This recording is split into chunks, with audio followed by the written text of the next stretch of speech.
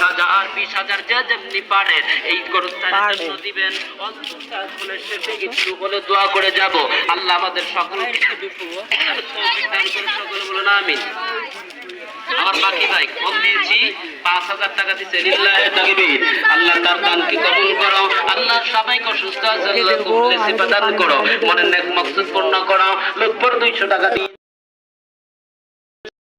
আল্লাহ তার দান কি কবুল করো, মনের নেক মাকসুদকে পূর্ণ করে দাও। আয়াতে তাইয়্যিবা দান করো।